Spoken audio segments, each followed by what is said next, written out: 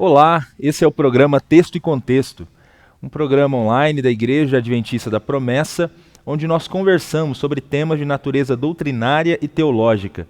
Eu sou o pastor Eleilton e é uma alegria ter você por aqui.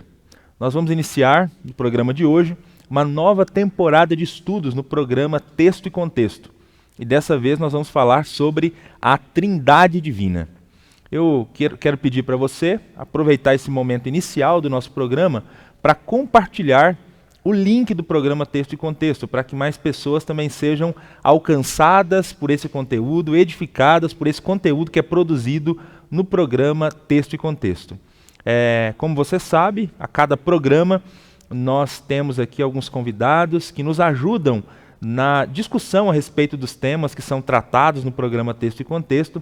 E para o programa de hoje, nós temos a alegria de receber aqui mais uma vez os pastores Willy e o pastor Josias. Sejam muito bem-vindos novamente ao programa Texto e Contexto.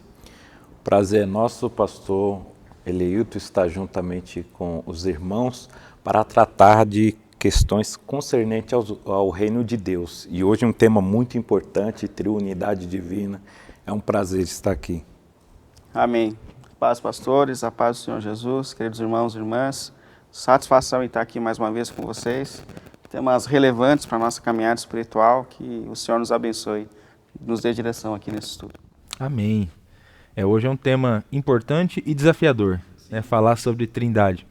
Você que está acompanhando o programa Texto e Contexto, você consegue explicar a doutrina da Trindade Divina? Já entendeu corretamente essa doutrina? Caso você tenha alguma dificuldade a respeito desse tema, deixa eu te dar uma boa notícia, você não está sozinho. Tem muita gente que tem realmente dificuldade para entender e explicar a doutrina da Trindade Divina. E não era para menos, nós estamos falando aí de seres finitos tentando explicar o Deus infinito. Talvez nós nunca compreenderemos mesmo em toda a plenitude o que significa dizer que Deus é trino, mas nos programas desse mês nós tentaremos, com a graça de Deus, explorar um pouco mais essa doutrina à luz da Escritura Sagrada. E vamos dar uma olhada no que a Bíblia Sagrada diz para a gente sobre a Trindade Divina. Hoje, nesse primeiro programa, a proposta é que a gente fale um pouco sobre o que a Bíblia diz a respeito da Trindade. Então nós vamos dar uma olhada em alguns textos bíblicos. Nós temos um programa que nós vamos dar uma olhada como a doutrina foi entendida na história, um programa para tratar só de textos polêmicos sobre o assunto. Tem muitos textos que às vezes dão um nó na cabeça. Então, enfim, só que hoje nós vamos dar uma olhada então na Bíblia. É uma passeada para tentar fundamentar essa doutrina na Escritura Sagrada. Aí eu queria começar então com o pastor Josias para perguntar para ele o seguinte, o significado do termo Trindade. E, já que nós vamos falar sobre Trindade à luz da Bíblia, se esse termo é um termo bíblico, se nós encontramos esse termo na Escritura Sagrada. Bom, quando nós olhamos para o termo em si, nós não encontramos, porque esse termo ele foi cunhado para demonstrar uma verdade bíblica. A verdade está lá. Os pais da igreja, estudando, eles viram que isso é uma realidade. Deus subsistindo em três pessoas diferentes com a mesma substância. Isso é uma realidade. Mas como condensar toda essa realidade? Então foi cunhado-se a palavra trinitas em latim, que vai significar três em um, em unidade, Essa ideia de que são três pessoas que vivem uma mesma essência, mas três pessoas diferentes. Então, a ideia de três em unidade. Então, por isso, do português, triunidade, a gente usa muito, Mas na Bíblia a gente não encontra, só encontra a verdade. Mas que verdade é essa? Então, nós vamos olhar que Deus ele subsiste em três pessoas, distintas, diferentes, mas que compartilham da mesma essência. Eles têm essa mesma essência e isso é o ponto-chave, uma doutrina muito importante do cristianismo. Não dá para a gente pensar ou viver cristianismo sem essa doutrina. E é a doutrina entre todas as religiões a mais sofisticada, por isso dessa nossa dificuldade, né, de entendê-la completamente. Então, nem todos entendem ela completamente.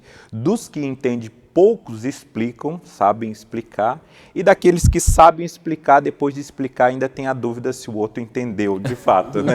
Porque é muito sofisticada essa doutrina. A gente nós não encontramos paralelo em nenhuma outra religião no mundo. Existem paralelos de que Deus se manifesta a homens em várias religiões, mas essa ideia é exclusiva do cristianismo, por isso não dá para a gente viver cristianismo ou pensar cristianismo sem essa doutrina da triunidade divina. E no que os aspectos delas, né, o que esses ensinos nos mostram? Primeiro que Deus ele não é três, apesar da palavra trinitas, né, indicar três, mas não é três deuses, nós não cremos em três deuses, porque isso seria politeísmo, e Deuteronômio 6,4 vai condenar isso, vai dizer, né, os próprios mandamentos de Deus fala de adorar somente o único Deus. Então nós não somos politeístas em acreditar em três pessoas, porque nós não acreditamos em três deuses, são três pessoas diferentes, como falei, com uma única essência. Também não cremos no monoteísmo, na ideia de que é apenas um, ou seja, um único Deus que se manifesta de três formas diferentes, né? Como as funções diferentes, como dissesse, um Deus só, mas ele tem três nomes. E aí, de repente, em uma determinada ocasião, ele aparece com um nome e daqui a pouco com outro. Por exemplo, pegar o exemplo do William aqui. Ele é um, mas ele é marido da sua esposa, ele é pai do seu filho e ele é pastor. São três funções diferentes, ele vai atuar em cada uma dessas de uma maneira, mas ele continua sendo um, não é essa ideia também que a gente acredita, né? Porque isso seria um monoteísmo desfigurado do que aquilo da Bíblia. Isso aí seria quase uma espécie de modalismo, né? Isso, modalismo. O nome que dá essa doutrina que parece que Deus fica vestindo máscara, né? Um Deus que veste máscara. Manifestações diferentes no mesmo Quando Deus. você precisa, ele aparece como um pai, mas de repente, quando você precisa em uma outra ocasião, ele aparece como filho. Não é essa a ideia, né? Nós não cremos nesse Deus mono dessa maneira. Nós vamos acreditar na ideia a unidade composta, que vamos ver mais à frente, né? Então, para a gente definir, né, de uma maneira mais sucinta o que é a triunidade divina, é Deus que subsiste eternamente em três pessoas distintas e coiguais em tudo, né? Então, poder, sabedoria, tudo é igual porque eles são uma única essência, com três pessoas diferentes. Sei que não é fácil para todo mundo entender isso, mas é o que a Bíblia mostra, né? É isso aí. Não é fácil entender porque em alguns sentidos a doutrina até contraria um pouco até a lógica, né? Mas é o que a Bíblia Sagrada apresenta para a gente, né? Queria destacar duas questões da fala do pastor Josias. Assim, primeiro, você comentou que é uma doutrina muito importante para o cristianismo. Eu lembrei aqui que uma das regras para você definir o que é uma seita, né, tem a ver exatamente com a Trindade. Geralmente, grupos sectários não acreditam na doutrina da Trindade como o cristianismo histórico a explica. Eles sempre têm problema, né, com alguma das pessoas da Trindade.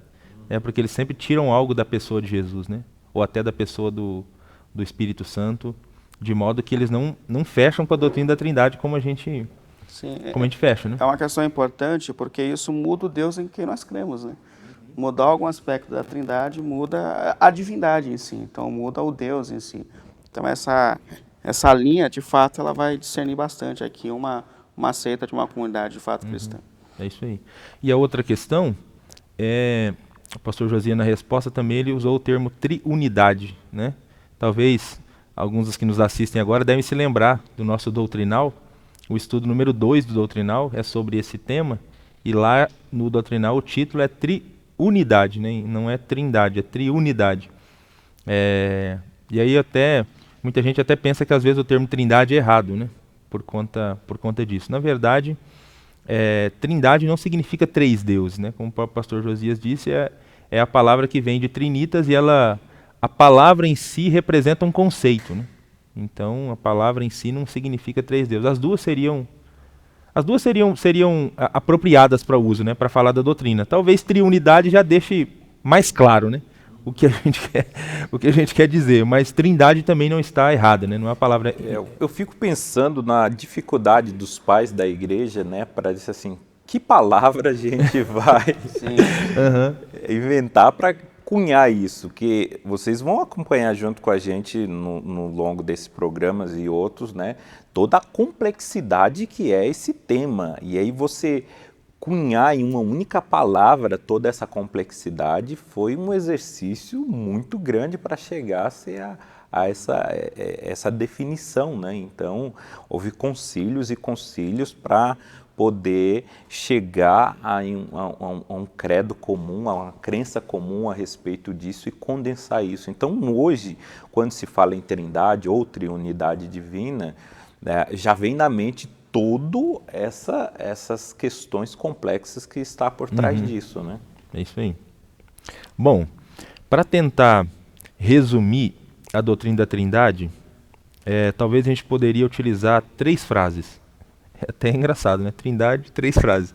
Mas eu acho que 3 frases ajudam a gente a resumir de maneira clara o que nós queremos dizer com Trindade, né? A primeira delas, a primeira afirmação, é que o ser de Deus é constituído de 3 pessoas. Até na explicação do pastor Josias ele coloca isso também. A segunda, cada pessoa é de modo pleno Deus. E a terceira, só existe um Deus. Então, vamos tentar fazer um exercício aqui de analisar biblicamente cada uma dessas três afirmações, né, que são um resumo da doutrina da Trindade. Começando então com essa primeira frase, que o ser de Deus é constituído de 3 pessoas. Comenta um pouco para a gente isso, pastor Willy, mostrando inclusive biblicamente, né, se essa frase, se essa afirmação se sustenta, né? Não é um exercício fácil, né? Porque no nosso exercício comum, 3 vezes 1 seriam 3, né? No nosso, 3 formam apenas um Deus, né? Uma divindade. Mas o que a gente percebe, olhando para os textos bíblicos, é que na natureza desse Deus, no ser desse Deus, habita uma pluralidade de pessoas. Existem alguns teólogos que dizem que Deus é uma família, né? É uma família, mas essa família é habitada por 3 pessoas, que é o Pai, o Filho e o Espírito Santo. E a gente encontra as evidências dessa manifestação de Deus, que é o único Deus, mas que tem 3 pessoas desde o princípio da criação. Quando a gente olha lá para o texto do Gênesis, quando Deus ainda está criando todas as coisas, pelo menos a partir daquele momento, né, que a Bíblia narra, que Deus começa a se manifestar ali na criação, mas mesmo quando nós ainda estávamos sendo criados, já existe um diálogo entre Deus. Gênesis 1, 26, diz assim: então disse Deus, façamos o homem à nossa imagem, conforme a nossa semelhança, e domine ele sobre os peixes do mar, sobre as aves do céu, sobre os grandes animais de toda a terra e sobre todos os pequenos animais que se movam rente ao chão. Mas a expressão essencial está aqui justamente nesse façamos o homem à nossa imagem e semelhança. Que isso há muito tempo os teólogos perceberam que na criação já existia um diálogo dentro do próprio Deus. Isso é uma sinalização clara, né, de que já existia ali uma comunidade, né, de pensamento, organizando como seria criado. E depois, quando a gente discorre o texto bíblico, a gente percebe a manifestação das 3 pessoas da Trindade exercitando, o Espírito de Deus está presente. No Evangelho de João fica muito claro que Jesus estava na criação, que ele está ali agindo na criação, que Deus, o Pai, está planejando toda a criação. Então, aqui a gente vê de uma forma muito clara a ação desse Deus único, plural. Né? Como a gente fala, não há nada que se comparar na nossa realidade à Trindade. Eu acho que é isso que torna tão desafiador entendê-la, né? A gente não tem a que comparar na nossa realidade, a gente até tenta, né? A gente fazia, eu já contei muita história, já tentando falar de coisas que são uma só na nossa realidade, mas que são compostas. Mas a verdade é que não existe nada, de fato, se comparar à Santíssima Trindade. Um outro texto que deixa muito claro essa pluralidade de Deus, está no Evangelho de Mateus 3, onde a gente tem o batismo de Jesus, né? E ali fica muito claro, porque a gente vê o Senhor saindo das águas, a gente escuta a voz do Pai no texto dizendo: esse é o meu Filho em quem eu tenho prazer, e naquele mesmo ambiente a gente tem o Espírito Santo se manifestando em forma de pomba, mas tudo ali harmonizando, formando o único Deus e ao mesmo tempo a manifestação individual de cada um.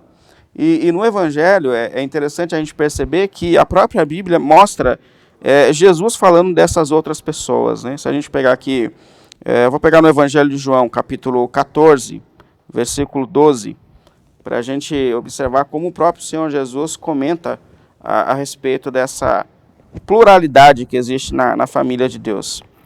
João 12, versículo... João 14, versículo 12. Está aqui, ó. Digo-lhes a verdade. Aquele que crê em mim fará também obras que eu tenho realizado. Fará coisas ainda maiores do que essa, porque eu estou indo para o Pai.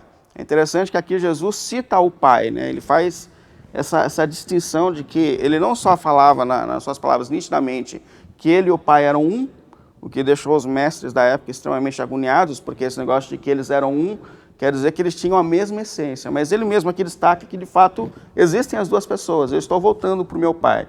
Então não é uma simples manifestação diferente, existe também uma linha de pensamento que vai dizer que o céu ficou vazio porque o Pai estava... Não é isso, ele está falando, o Pai está lá e eu estou voltando para o Pai, né? É importante a gente perceber isso. Acho que um outro texto que o próprio Senhor cita aqui, as pessoas da Trindade, está no próprio Evangelho de João, capítulo 16, 14 e 15. Deixa eu achar aqui. 14 e 15. Ele me glorificará, isso é, ele falando da pessoa do Espírito Santo, né? Porque receberá do que é meu e o tornará conhecido a vocês. Tudo o que pertence ao Pai é meu. Então é importante que aqui Jesus ele fala a respeito de todas as pessoas da Trindade. Ele está ali, ele está citando o Pai e ele cita o Espírito como sendo da mesma natureza, e fica muito claro, né, quando ele fala, virá outro Consolador, isso é outro da mesma natureza, da mesma essência. Então falar sobre a Santíssima Trindade é falar a respeito de um único Deus e que esse único Deus é formado por três pessoas. Essa é a essência que a gente tem aqui nos textos bíblicos. Legal. É muito claro por esses textos, então, que nós temos três pessoas, né? Pai, Filho e Espírito, né? O Pai não é o Filho e nem o Espírito. O Filho também não é o Pai e nem o Espírito. E o Espírito é a mesma coisa, não é o Filho e nem o Pai. São três pessoas mesmo distintas. Então isso fica muito claro na Bíblia. Já para desfazer aquela ideia que o pastor Josias trouxe no início aí dos que acham que Deus está usando máscara, né? Que é uma pessoa apenas, né? Uma pessoa que fica se manifestando, né? Então são três pessoas. Três pessoas. Mas que a essência é tão igual, né, que a gente até compreende quem pensa naquele monoteísmo de uma única pessoa, né? Porque a gente não consegue lidar com paradoxos, né? E esse aqui é um dos maiores, né, de ser tão diferente, tão iguais ao mesmo tempo, né? Então, são tão iguais que, dependendo do texto bíblico, a gente vai ler e pensar que é a mesma pessoa, de fato, de tão iguais que são em tudo, né? Mas, ao mesmo tempo que são tão diferentes. E a mente humana não foi programada para paradoxo, né? Para pensar em duas coisas que contrapõem uma outra, tão diferente uma da outra, mas as duas são verdades ao mesmo tempo, né? Então, a gente tem essa dificuldade justamente por causa disso. É isso aí. Bom, eu disse que eram três frases, né? Então, a primeira frase, o ser de Deus, ele é constituído de três pessoas.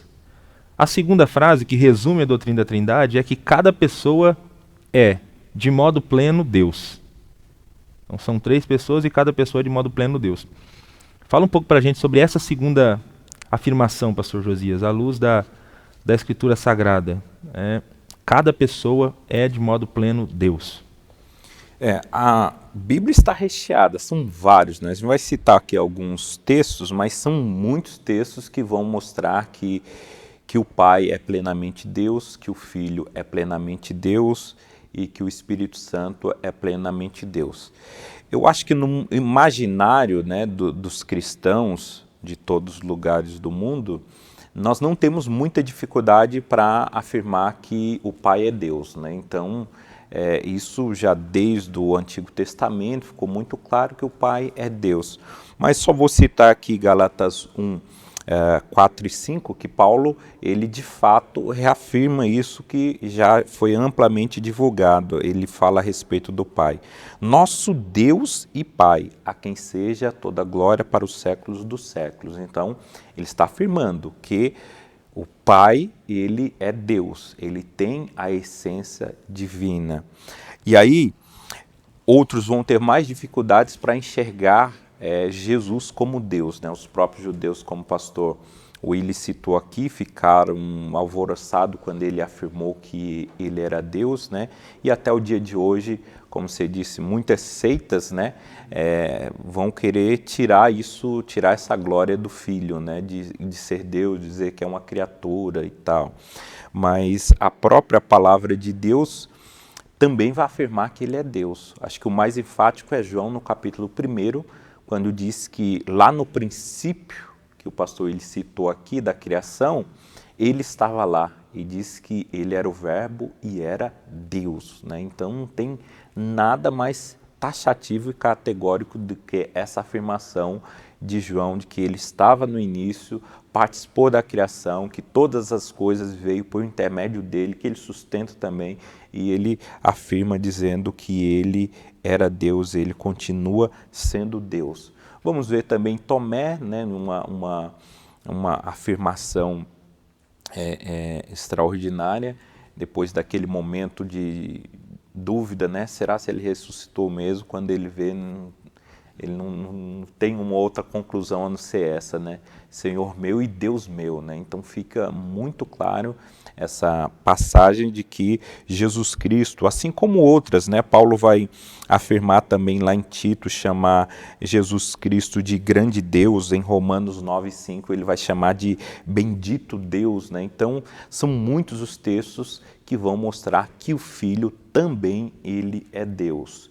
E da mesma forma o Espírito Santo, né, o Espírito Santo também é Deus, porque na oração de Jesus, né, que é uma daquela oração que mostra a triunidade em um único texto, né, Jesus invocando, disse, ó, e eu, né, Deus Filho, rogarei ao Pai, Deus Pai, que envie o Espírito Santo, ou outro Consolador, essa ideia que o pastor Willy falou de outro igual, né, da mesma essência, ele usa a palavra ali no grego para identificar que ele é o Espírito Santo da mesma essência, né? Ou seja, a mesma substância divina. Então, nós vamos ver também no texto de Pedro, no caso de Ananias lá, ele se referindo ao Espírito Santo como Deus, primeiro ele diz assim, olha, você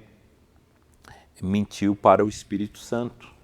E aí, em seguida ele diz, você não mentiu para homens, você mentiu para Deus. Veja que ele fala que ele mentiu para o Espírito Santo e que o Espírito Santo é Deus, né? Não foi com os homens que ele estava falando. Então, nós vamos ver que a Bíblia, né, dentre tantos outros textos, existe, vai mostrar essa ideia de que os três são um, né? E essa essência, né, como eu falei do texto da oração de Jesus enviando o Consolador, ele é muito importante para mostrar a palavra, né, do grego lá, o outro Consolador, halos, né, e é outro da mesma substância igual. Então, se o Filho é Deus, como Paulo afirmou tantas vezes, como as Escrituras afirmaram tantas vezes, ele é o grande Deus, ele é o bendito Deus, e se halos, a palavra halos quer dizer outro da mesma substância, então o Espírito Santo tem a substância divina também, então ele é Deus. Então,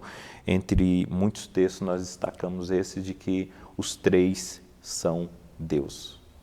Amém. É isso aí. Os três são Deus. O único Deus.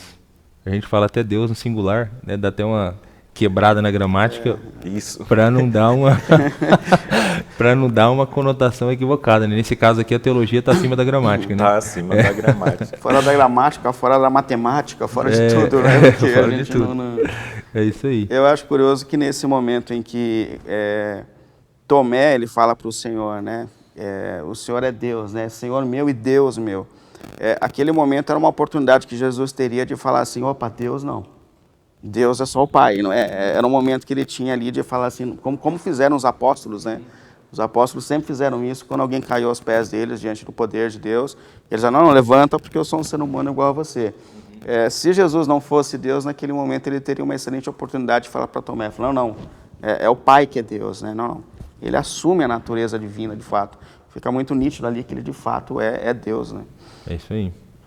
Então, acho que está claro pela Escritura Sagrada, então, o ser de Deus é formado por três pessoas, Pai, Filho, Espírito, e à luz da Bíblia, cada pessoa é plenamente Deus. Então é possível encontrar, né, textos bíblicos que mostrem isso para a gente, como o pastor Josias acabou de colocar para a gente.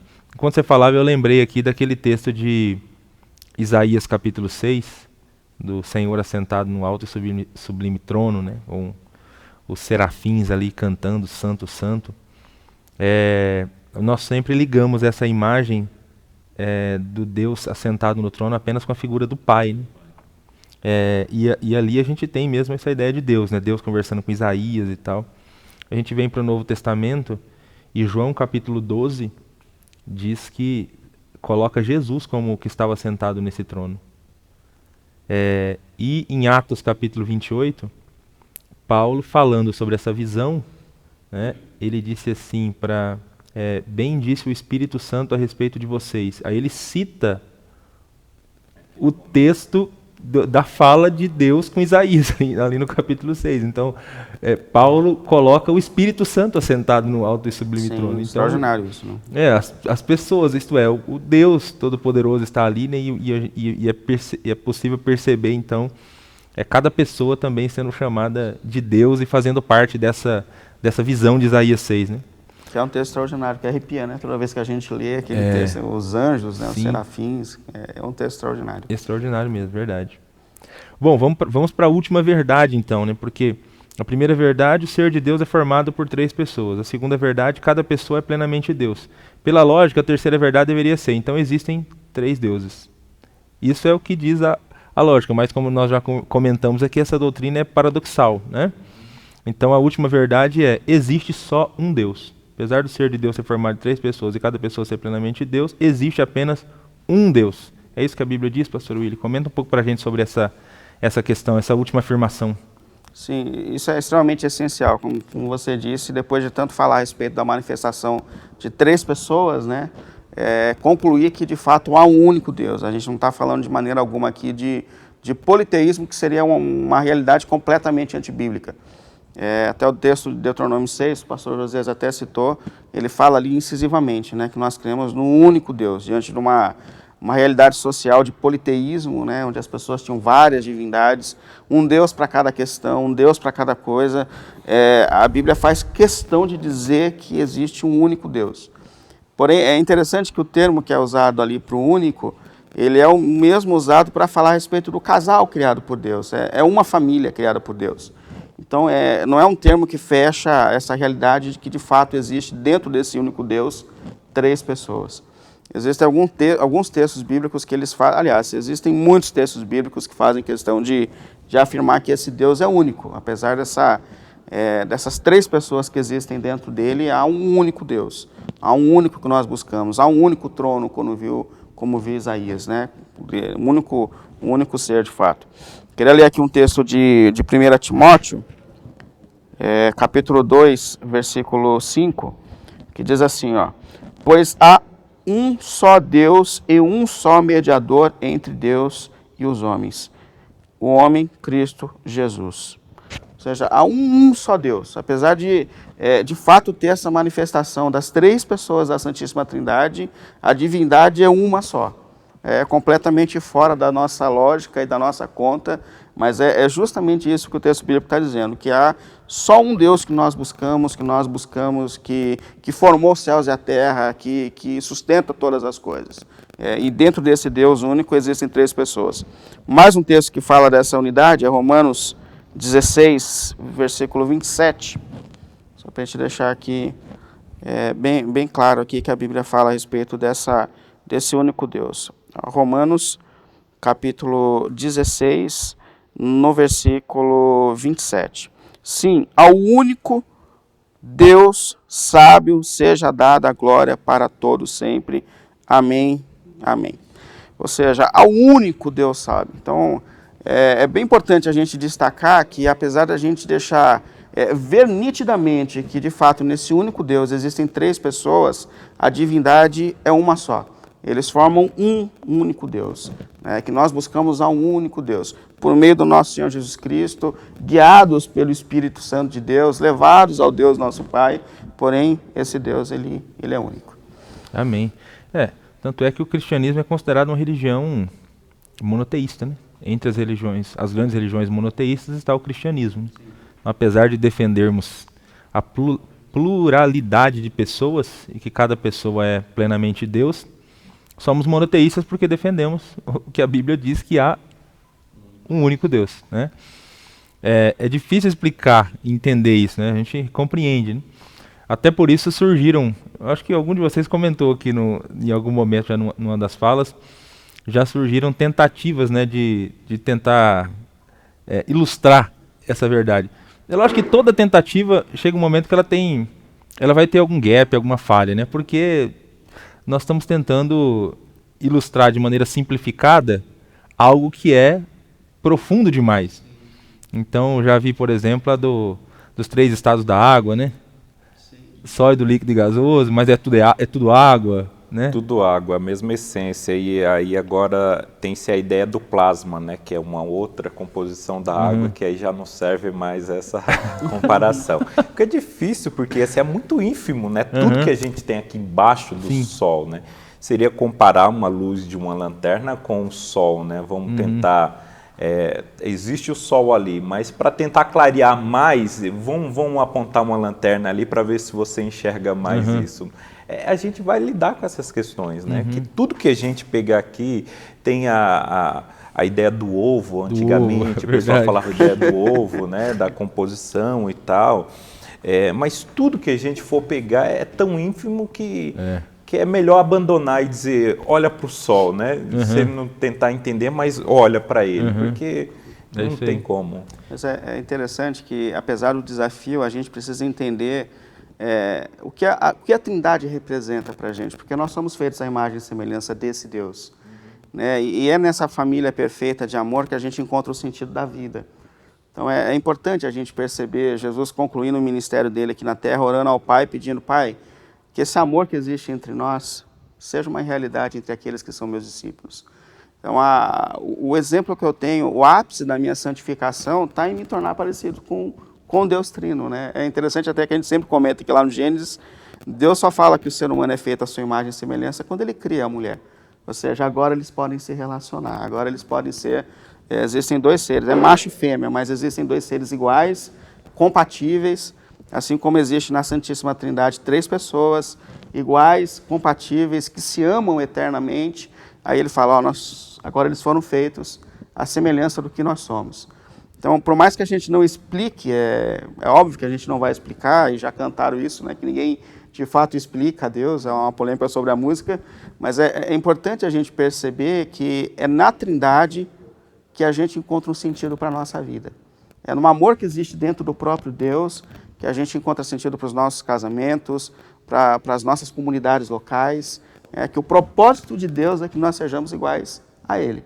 Somos feitos à imagem e semelhança dEle e para ser a imagem e semelhança dEle, em relacionamentos de amor. A gente percebe o que o pecado fez com a gente, né? De tirar a gente desse propósito do amor, da comunhão, nos tornamos competitivos, egoístas, Aí Jesus vem para reconstruir isso de novo em nós e intercede para que isso seja reconstruído. Então não explica, mas a essência é muito importante a gente entender, porque ela traz um propósito para a nossa vida. É isso aí, graças a Deus. Profundo demais mesmo essa doutrina, né? Eu lembrei de uma outra metáfora que o pessoal usava, mas essa denuncia muito a idade da gente, né? Não sei se vocês Você é o mais lembram. novo, cara, fica tranquilo. Eu não sei se vocês lembram, o pessoal falava antigamente do rádio também, né? Tinha o rádio. O toca-fita, o CD e O 3 em 1, né? o 3 em 1 e o vinil, né? 3 em 1. É verdade. Rapaz. Mas é isso, gente. Estamos aqui conversando sobre a doutrina da Trindade, Trindade Divina. Queria desafiar você, que está acompanhando o programa Texto e Contexto, sobre esse tema que é tão importante para o cristianismo, a se inscrever no canal Promessistas Brasil. Você que tem acompanhado esse conteúdo do programa Texto e Contexto e ainda não é inscrito no canal do YouTube Promessistas Brasil, desafio você a se inscrever nesse canal, a se inscrever nas redes da Igreja Adventista da Promessa, a interagir também com o programa. A gente percebe que a cada programa o pessoal interage bastante, o pessoal faz comentários, né, tanto no Facebook quanto no YouTube, e é muito importante mesmo para gerar engajamento no programa que você comente, que você participe. A gente acompanha aí todos os comentários, né, que o pessoal vai fazendo aí durante o programa. Então não deixe de participar, não deixe de interagir, não deixe de se inscrever no canal Promessistas Brasil no YouTube. Bom, mas continuando aqui, Pastor Josias, nós acreditamos que a Bíblia, Deus foi se revelando progressivamente na Escritura, né? A gente acabou aqui de tentar fundamentar as 3 afirmações que formam aí a base da doutrina da Trindade, e parece que no Novo Testamento é muito mais claro, muito mais presente a ideia da Trindade. Só que no Antigo Testamento, pegando essa ideia que Deus foi se revelando progressivamente, mas mesmo diante da revelação progressiva de Deus, no Antigo Testamento é possível encontrarmos resquícios dessa doutrina, indícios da doutrina da Trindade no Antigo Testamento? Perfeitamente, né? O pastor Willy já citou aqui alguns textos, né? Vamos refrisar novamente. Já no início, né, a gente vê ali a presença da Trindade. João lá no capítulo 1, ele vai falar dessa presença, né? A gente vai ver ali o Espírito Santo pairando sobre as águas, a gente vai ver o Pai, né, falando a palavra, o verbo, e aí João vai dizer que o verbo que criou era Jesus Cristo, e o próprio termo, né, dele usado, façamos o homem nossa imagem e semelhança, fica claro nesse plural ali que ele não está falando sozinho, né? Também não está falando com uma outra criatura, algo criado, porque senão o ser humano seria híbrido, né? Seria a imagem e semelhança de Deus, mas essa outra criatura que Deus está falando ali. Não, ele está falando com a Trindade. São os 3 ali, o Conselho Eterno decidindo que como nós nos pareceríamos, né? Como que seria a nossa semelhança. Então, fica bem claro ali o texto que isso é um indício, né, de que há no Antigo Testamento os textos falando sobre a Trindade, como nós falamos no início. Não havia se cunhado essa ideia ainda, o termo, porque, como você disse, isso é progressivo, né? E aí isso vai se estender até o Novo Testamento. Lá eles vão olhar para esse texto, esses textos vão explicar mais para a gente, mas ainda estava num processo ainda, né? Que a gente vai ver o Paulo entendendo melhor isso do que todos, e aí o Pedro, ele já tem um pouco de dificuldade de falar, o irmão Paulo fala de umas coisas difíceis, né? Aí que alguns distorcem para criar heresia. Então, se Pedro falou que era difícil, podia mandar um WhatsApp para ele perguntar o que era, imagina a gente, né? Isso. Então, assim, veja que o próprio Jesus alertou, ele disse assim, olha, eu tenho tanta coisa para falar para vocês, mas vocês não suportam ainda hoje. Por ser progressivo, né, a gente precisa de tempo para digerir tudo isso, colocar as coisas nos lugares. Então, hoje, nós temos um entendimento maior do que os nossos irmãos do Novo Testamento, porque o tempo nos deu essa chance, né, de a gente amadurecendo a ideia, a compreensão, e vez ou outra Deus levanta, como levantou os pais da igreja, para contribuir com uma coisa que vai clareando mais a respeito dessa ideia, mas desde o Antigo Testamento já estava proposto a base, né, da existência da triunidade divina. Vamos ver também Davi fazendo referência, não sabemos até onde era o alcance dele nessa doutrina, mas no Salmo 110 ele chega a afirmar, né, que diz: o meu Senhor disse ao meu Senhor, assenta-te à minha direita até que eu ponha os teus inimigos por os cabelos dos seus pés. Quando se olha para o texto ali, pode ser até parecer que é um diálogo entre Deus e Davi, né? Davi dizendo, olha, Deus dizendo a Davi, né, ó, fica quietinho aqui do meu lado que eu vou vencer os seus inimigos para você. Mas Pedro, lá no Novo Testamento, vai dizer que isso era um diálogo entre Deus Pai e Deus Filho. Deus Pai falando para o Filho que ele ia se assentar à direita e os inimigos seriam subjugados, né? Então, é nítido, né, que está falando de duas pessoas, de duas pessoas distintas que são Deus ao mesmo tempo, Senhor e Senhor, né? O meu Senhor, ou seja, o Deus Pai, falou para o meu Senhor, Deus Filho, né, que ele ia se assentar à direita e ter os seus inimigos vencidos. A gente, por incrível que pareça, nós temos até num texto que parece ser contraditório a tudo isso, que é Deuteronômio 6:4, né, onde ali contém o famoso chamar, né, a grande chamada para o povo de Israel crer em um único Deus. Ouve Israel, nosso Deus é um único Deus. Aí aqueles que vão discordar, né, dessa doutrina tão sofisticada, até por não conseguir compreender completamente, vão partir para um monoteísmo, querendo desfigurar a Trindade, com base nesse texto. Diz, olha, é um único, só tem um só, o texto é claro. Mas quando a gente olha para a própria palavra, né, onde esse único Deus está expresso ali, é Echad, em hebraico, que vai denotar uma unidade composta e não uma unidade simples. Se ali fosse uma unidade simples, aí ficaria difícil para a gente defender essa ideia. Mas ele dá a abertura, dá possibilidade sim da triunidade, porque a palavra se refere à unidade composta, né? Composta de algumas outras partes.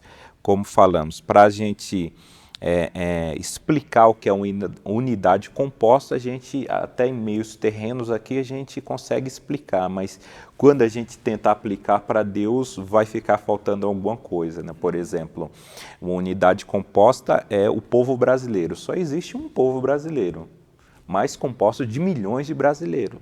São mas são milhões. Claro que não dá para fazer totalmente uma correlação com a Trindade, porque vai ficar faltando muita coisa, porque eles são perfeitos, plenos, completos em tudo, e todos os exemplos que a gente pegar aqui na Terra fica deficitário. Mas para explicar a unidade composta, isso vale, né? É uma única coisa composta de vários, né? Como um único povo brasileiro composto de vários indivíduos. Então, essa é a palavra que, como o pastor Willy citou, ela também foi citada para a unidade do casal. Adão e Eva, no casamento feito por Deus, entre eles, se tornaram uma só carne. Eram dois seres humanos, mas em uma unidade, e essa unidade era composta. Essa palavra também, Echad, ela vai ser usada na narrativa da criação, para definir a ideia de dia e noite, né? Deus, ele fez um único dia, esse dia que a gente conhece de 24 horas, e aí a palavra lá é Echad também, mas composta de duas partes, a parte clara e escura, ou a tarde e manhã, como o texto fala, né? conhecido hoje em dia como dia e noite, mas é composto de um único dia de 24 horas. Então, a gente olha esses textos e outros e conseguimos enxergar claramente que há, sim, os indícios da Trindade desde o Antigo Testamento. Muito bom. Graças a Deus, né? A Bíblia Sagrada é uma unidade mesmo, né? Que vai se complementando e as doutrinas vão ficando cada vez mais claras e inteligíveis.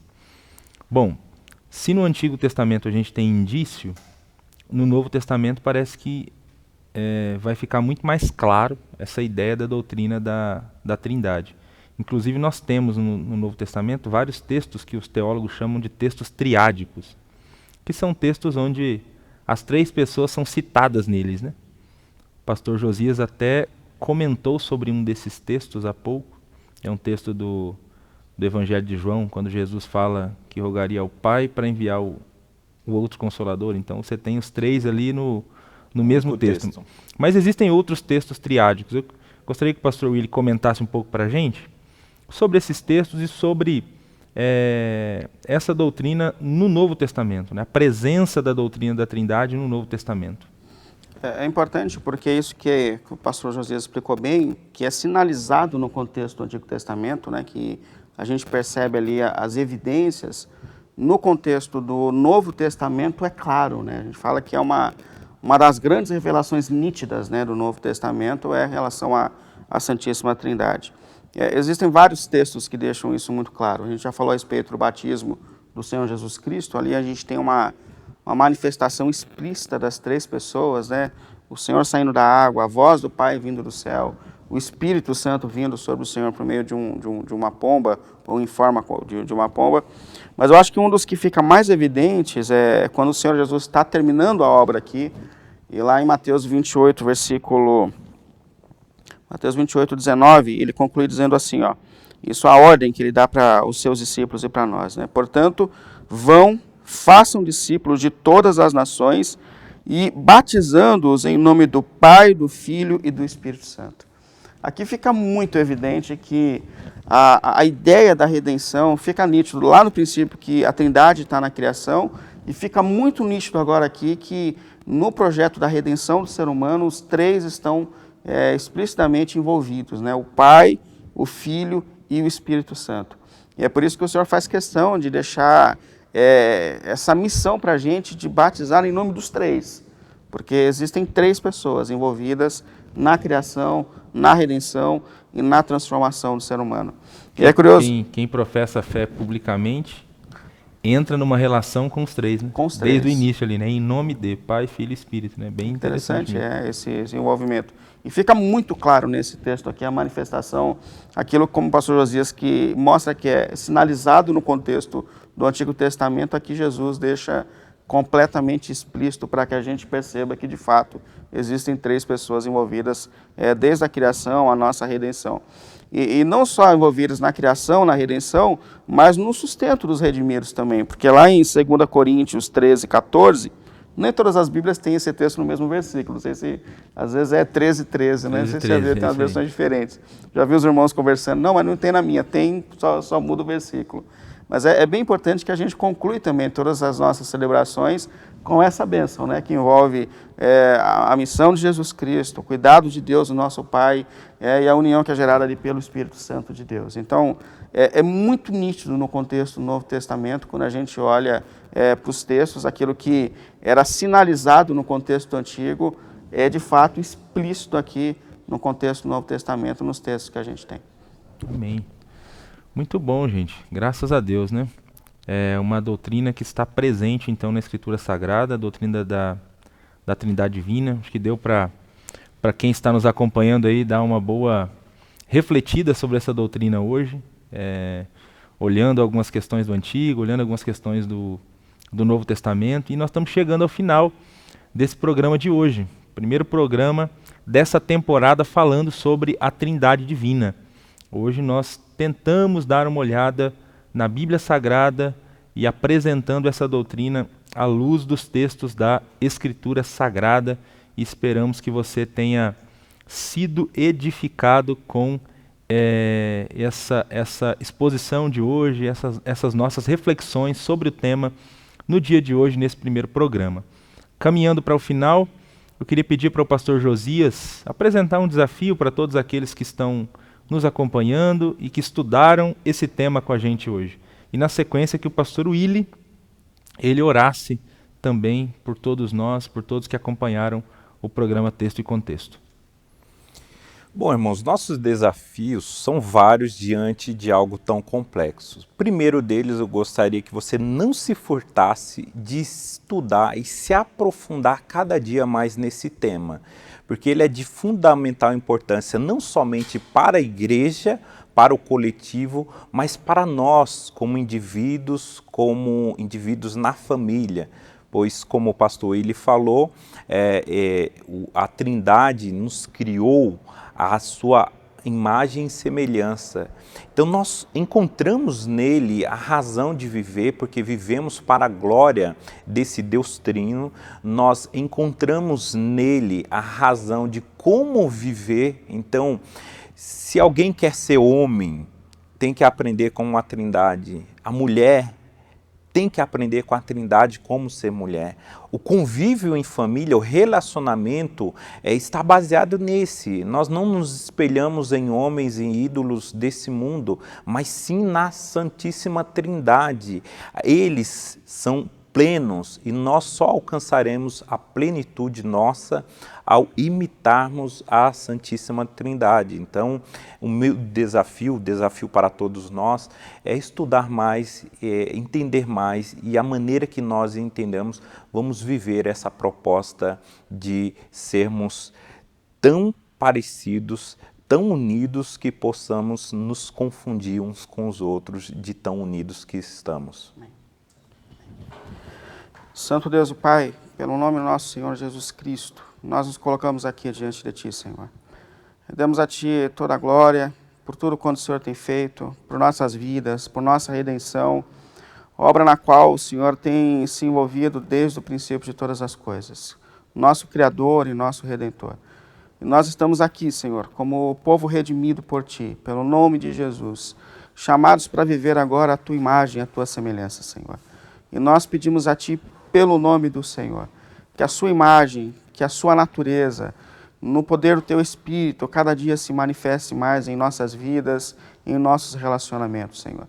Ajuda-nos de fato, como povo redimido pela Tua cruz, Senhor, a vivemos um estilo de vida nas nossas vidas mais íntimas, dentro das nossas casas, dentro das nossas comunidades, mas vidas que tenham relacionamentos que expressem quem Tu és, Senhor.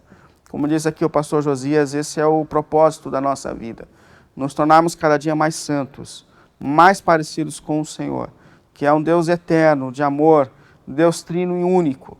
E o nosso desejo, o nosso clamor é que pela Tua ajuda, pela ajuda do Teu Espírito, esse propósito do Senhor para a nossa existência se realize a cada dia mais. Amém, em nossas vidas, em nossas caminhadas. Pelo nome do Senhor Jesus. Glórias a Ti, Senhor. Amém. Amém. Muito obrigado, pastor Josias. Muito obrigado, pastor Willy, pelo papo de hoje. Graças a Deus por esse tempo. Obrigado a você que nos acompanhou até aqui. Estamos finalizando esse primeiro programa sobre esse tema, sobre a Trindade Divina. Na próxima semana estaremos aqui novamente, se Deus permitir, falando sobre um outro aspecto desse tema. Vamos analisar a doutrina da Trindade à luz da história da igreja. Tem um conteúdo bem especial sendo preparado para esse nosso novo encontro. Quero deixar aqui, aproveitar o final desse programa, o e-mail do programa Texto e Contexto, caso você queira enviar alguma dúvida, alguma sugestão, alguma pergunta para os nossos convidados, para aqueles que participam do programa Texto e Contexto. O e-mail é textoecontexto@promessistas.org. Então fica o e-mail, caso você tenha alguma dúvida, alguma pergunta, nós estaremos aí à disposição para tentar lhe ajudar. E como hoje o programa foi sobre a Trindade, deixa eu terminar esse programa então com o texto que o pastor Willy citou aqui, que a graça de Jesus, o amor de Deus e a comunhão do Espírito seja com a sua vida e com a sua família. Até a próxima semana.